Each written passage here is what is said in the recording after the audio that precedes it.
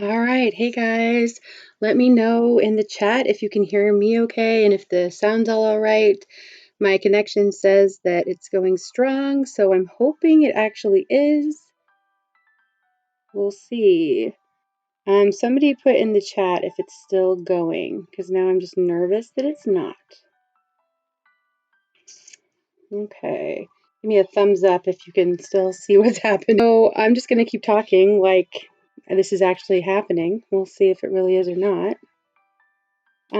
Okay. Nope, hold on.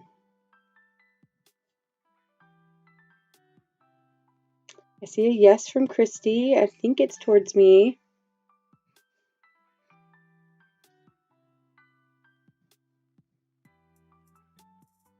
Okay, thanks guys. Thanks, Bran. All right.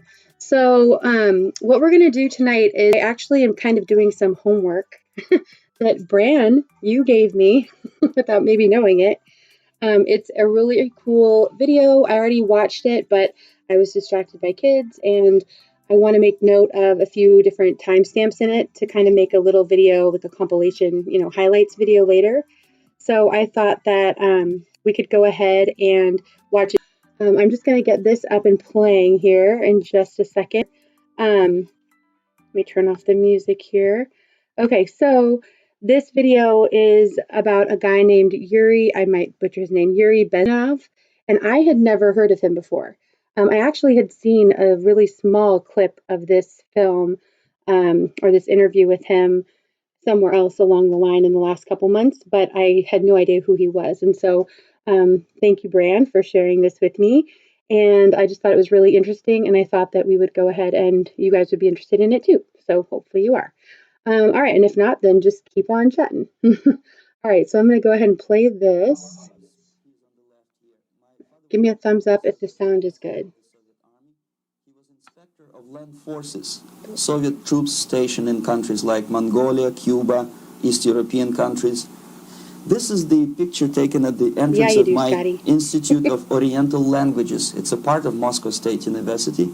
As every Soviet student, I was, quote-unquote, volunteering for harvesting grain in Kazakhstan. By the end of my training in school, I was recruited by the KGB. This picture was taken on that day, and you can see again how happy it feels to be recruited by the KGB. Pay special attention to number of bottles on the table. One of my functions was to keep foreign guests permanently intoxicated the moment they land at Moscow airport. In 1967, the KGB attached me to this magazine, Look magazine. A group of 12 people arrived to USSR from United States to cover the 50th anniversary of October. So from the first page to the last page.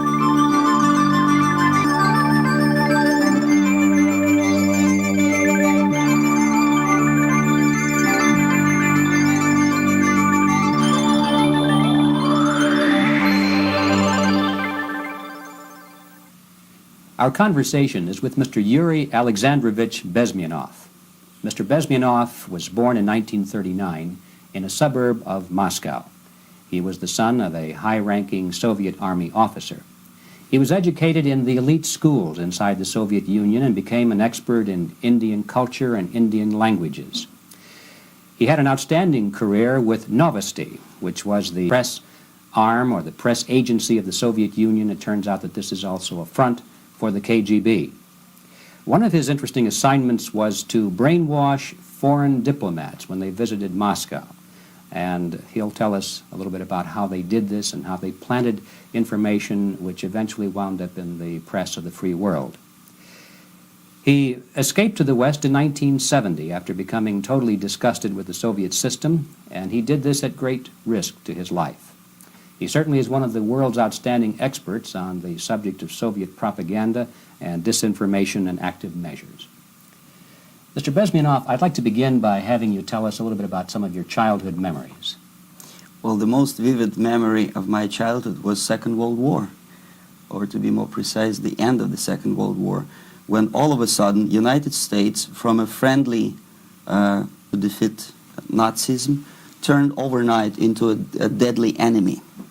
And it was very shocking because all newspapers were trying to present an image of belligerent, aggressive American imperialism. most of the things that we were taught is that United States is aggressive power, which is just about to invade our beautiful, free socialist country, that American CIA is dropping Colorado beetles on our beautiful potato fields to eliminate our crops, and each schoolboy had a picture of Colorado bug on the back page of his notebook, and we were instructed to go into collective fields to search for those little Colorado bugs. Of course, we couldn't find any, neither we could find many potatoes, and of the decadent imperialist power.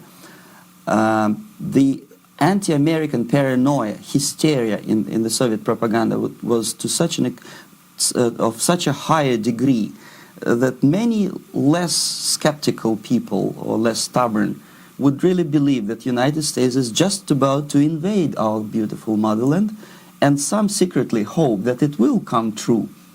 That's interesting. Yes. Well, getting back to life inside the Soviet Union or inside communist countries in general, in this country, at the university level primarily, we read and hear that the Soviet system is different from ours, but not that different, and that there is a convergence developing between all of the systems of the world, and that really it doesn't make an awful lot of difference what system you live under, because you have corruption and dishonesty and tyranny and all that sort of thing. So I think for copyright info, I need to stop every once in a while, and I thought that was a good spot to stop. Yeah, I don't know why, you guys, it's buffering. I'm sorry. Last time, it just kind of cut off randomly. So we'll see how this goes. But thank you for sticking with me. And if you can't hear it now, we can just chat. And then if you want to go back and watch it later, last time the video, before it cut off, was good. There was no buffering or anything in what was posted. So just watch this video on VHS. A friend said that claimed he worked for the CIA and had a bunch of cool VHS. So, yeah, I know. I think I heard this was from the 80s, so that makes sense. I want to say 85. I'm not certain about that though. And okay, so I see Bert is saying bit rate, and I have no idea how to change that on here, but I think that I could adjust. So V said he changed your settings. Let's see. Okay. I have no idea what nitrate or stream health means. Right now, the little square in the bottom, it started off green and now it's red. It says my CPU is 30 FPS. So yeah, what's a chat? But anyway, I thought it was interesting that he said that he thought that there was a lot of similarities between all of the governments, and already at that point in time they were talking about kind of how everything was starting to become global and run in a global way instead of by each country. Get back on here and get it playing again. And I'm trying to write down timestamps for a few of the things I want to. Hopefully, the time I'll have to when the kids are asleep and I'm not streaming or working on other stuff to put together some videos, because I'm telling you, I've got some really cool stuff I've found that I want to get together in a cool way, but we'll see. Maybe I'll end up just live streaming them if I can ever get it to do it without buffering. So we'll see how it goes. Okay, but I'm still live. Thanks, Bran. It's a good sign. We're going to keep going. From your personal experience, what is the difference between life under communism and life in the United States?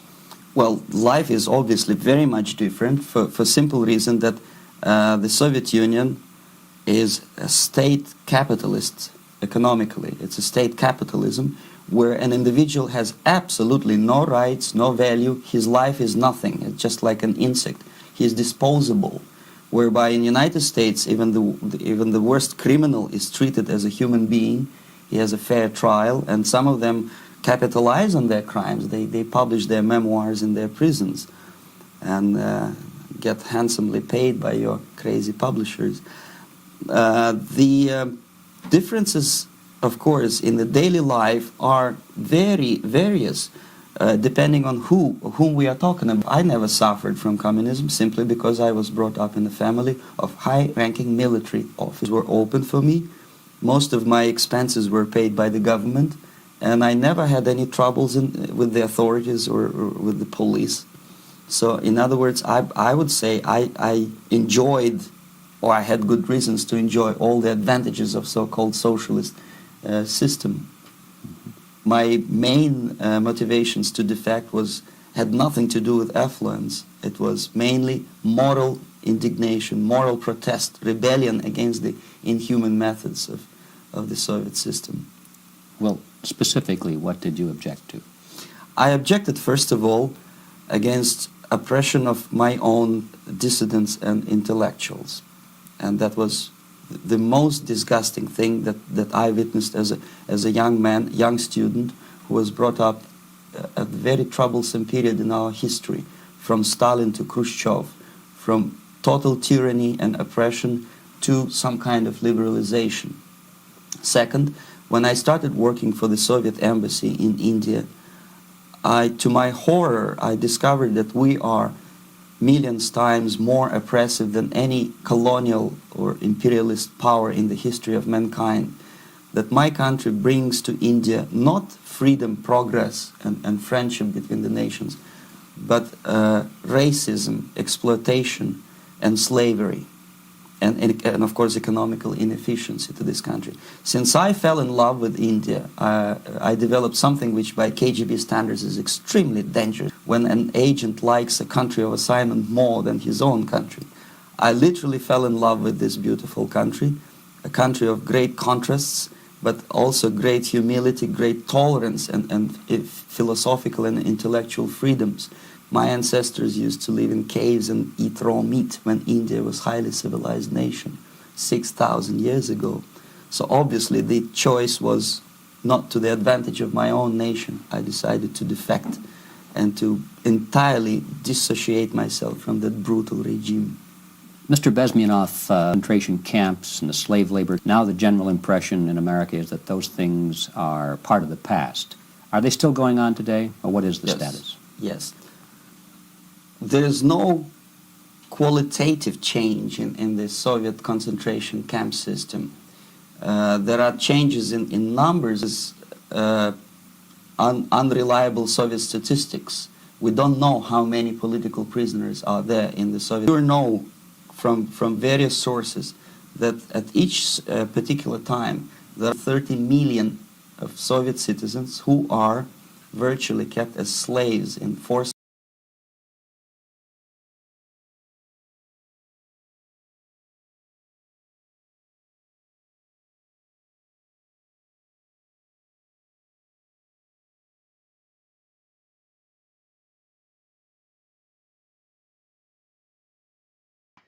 Okay, so it started buffering for me, so I thought while it's buffering, I'll go ahead and pause and then see if I can fix some of this stuff. So looks like it's asking me some questions. So go ahead and keep chatting over there, and I'm going to see if I can figure out how to fix the quality here. Anyway, I also just wanted to point out, I thought, camp system. Hold on, keep going again. A country like Canada is serving terms. Okay, let me do this.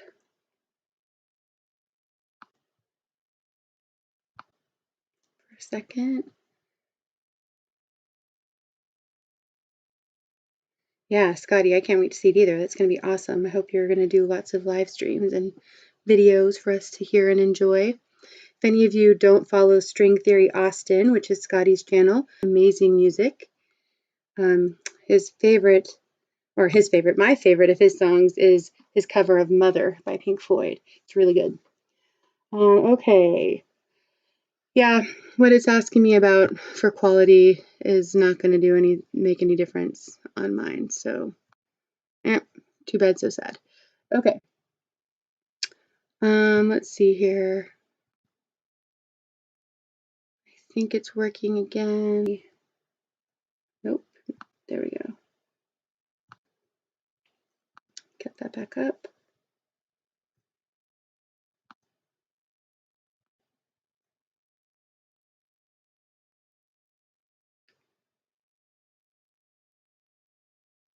Yeah, plot twist for sure, Bran. This is interesting to think about a KGB officer assigned to India, of all places. That's a plot twist if you haven't studied the Cold War in depth.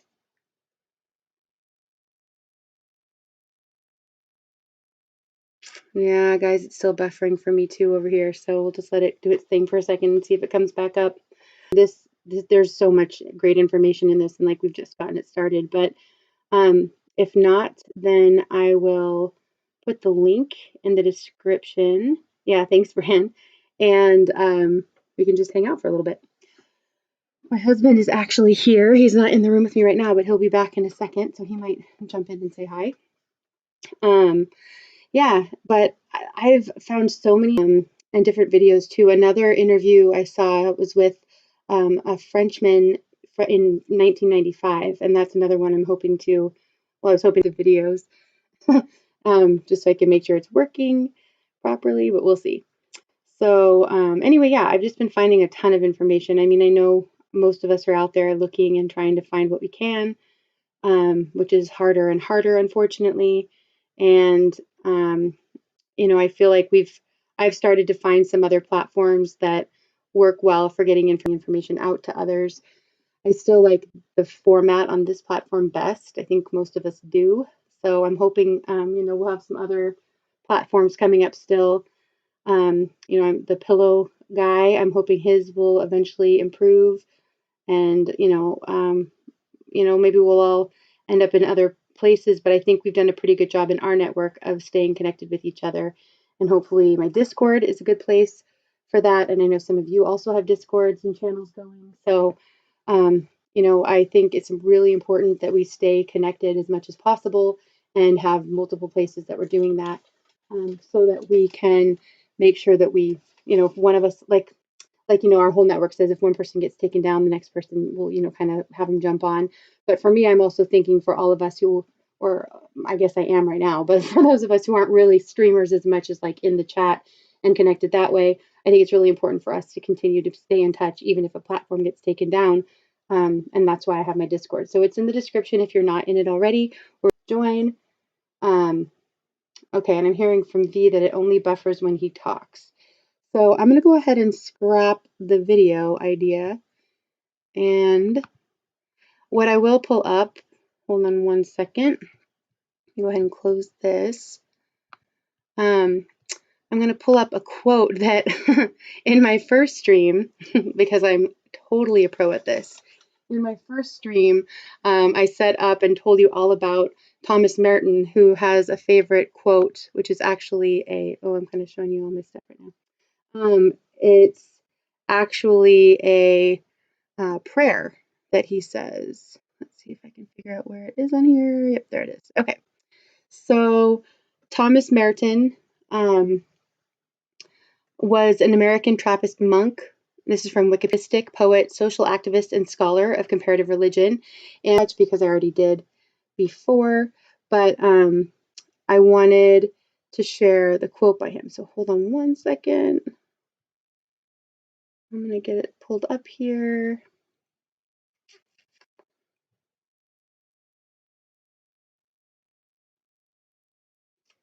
Except that it's not. All right. I just set up my second screen tonight, so I think that's part of it, is that I'm kind of all over the place on that. Let me open it up here. Okay. Nope, still don't have the quote in there. Okay. All right. Sorry, guys. Eventually I'll get this a little bit smoother here. Let's go ahead and do this so you're not seeing me mess around on all my computer stuff. And I will pull that up.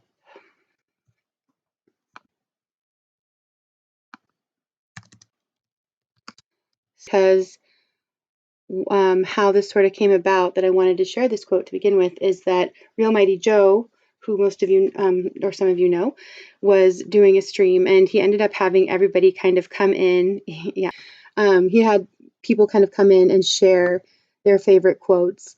And the quote I actually first shared, which is a favorite quote, but not really along the lines of inspirational, was a line from the movie or the musical Rent. and I'm looking for baggage that goes with mine. And I just always, at the time I saw Rent, I lived in New York, and I'd moved there by myself. It's a whole nother story, but I was there working at a homeless shelter in Times Square, and I was volunteering through AmeriCorps. And what's going here?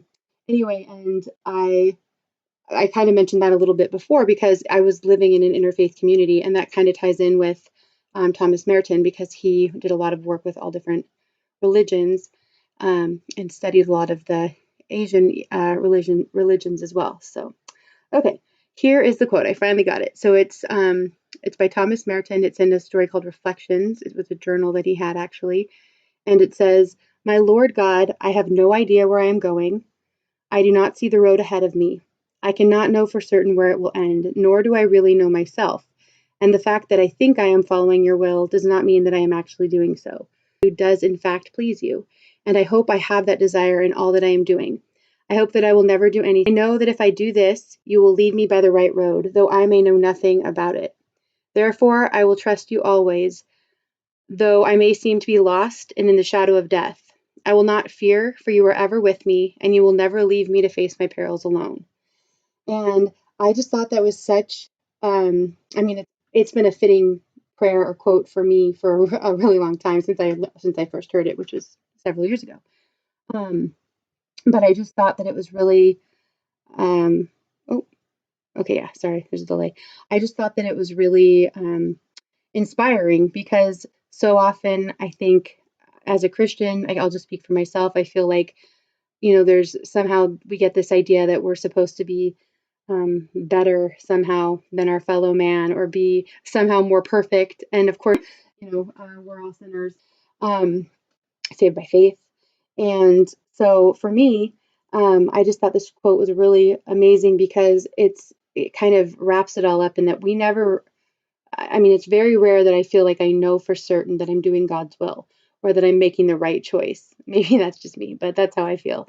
And I thought it was so, this man of faith, it was so strong to be able to share that he doesn't know if he's on the right path. But I love the part where it says, um, I believe that the desire to please you does in fact please you. I'm doing, I hope that I will never do anything apart from that desire. It's really important that we continue to strive, those of us who are believers, that we continue to strive to follow God's will and God's desire. So just wanted to share that with all of you. But I'm glad I got to touch base with you. Thank you for those of you who stuck around through the buffering and technical problems. Hopefully, I'll be able to get those situated sometime soon-ish, in about a month.